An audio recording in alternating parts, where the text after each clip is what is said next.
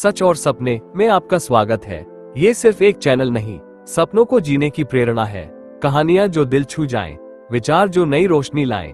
हम चाहते हैं कि आप भी अपनी कहानी हमसे साझा करें, सब्सक्राइब करें और इस प्रेरक यात्रा का हिस्सा बने।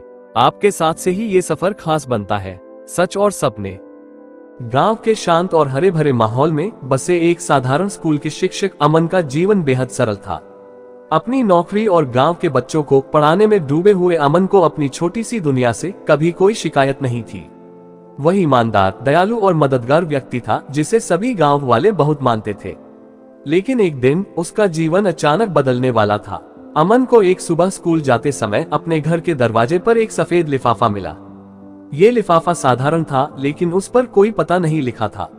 उत्सुकता के मारे उसने तुरंत लिफाफा खोला। अंदर एक छोटे बच्चे के हाथ से लिखा हुआ खत था।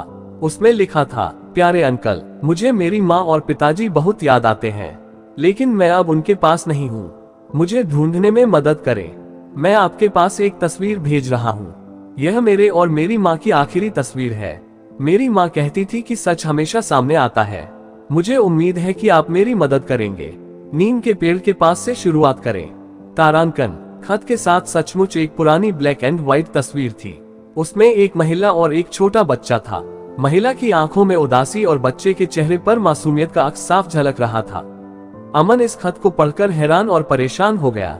ये खत किसने लिखा था और ये तस्वीर किसकी थी? अमन ने इस खत को हल्के में नहीं लिया।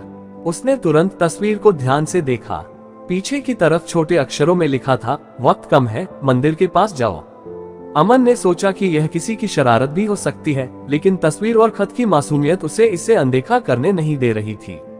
उसने तस्वीर और खत को अपने बैग में रखा और स्कूल चला गया। लेकिन पूरा दिन उसका मन अशांत रहा। बच्चों को पढ़ाते समय भी उसका ध्यान बार बार उस बच्चे की लिखावट और तस्वीर पर जा रहा था।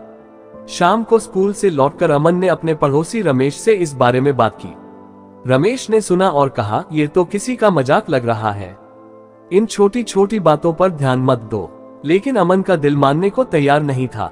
उसने उस गांव के पुराने मंदिर जाने का फैसला किया जिसका जिक्र तस्वीर के पीछे किया गया था। अगले दिन अमन उस पुराने मंदिर पहुंचा। यह मंदिर गांव के एक छोर पर स्थित था और अब सुनसान हो चुका था। गांव के लोग वहां कम ही जाते थे, क्योंकि वहां के बारे में कई तरह की डरावनी कहानियां प्रचलित थीं। मंदिर के पास पहुंचकर अमन ने ध्यान से चारों तरफ देखा। वहां कुछ अजीब नहीं लग रहा था, लेकिन तभी उसकी नजर एक टूटी हुई ईंट पर पड़ी जिसके नीचे कुछ कागज दबा हुआ था। उसने वह कागज निकाला। यह एक और खत था जिसमें लिखा था, आप सही रास्ते पर हैं। अब टूटी पुलिया के पास जाएं।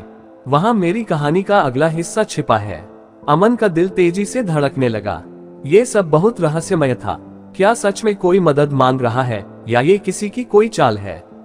उसने तय किया कि वह इस पहेली को सुलझाएगा। अगले दिन अमन टूटी पुलिया पहुंचा। ये जगह गांव के बाहरी इलाके में थी और यहाँ अक्सर सन्नाटा रहता था।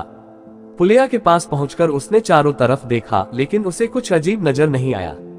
तभी उसकी नजर एक नीम के पेड़ पर पड़ी जिसकी शाखाओं पर एक लाल रंग का रूमाल बंधा हुआ था। अमन ने पास जाकर रूमाल खोला। उसके अंदर एक छोटी डायरी थी। इस डायरी के पहले पन्ने पर लिखा था, अगर आप ये पढ़ रहे हैं तो इसका मतलब है कि आप मेरी कहानी जानने के लिए तैयार हैं।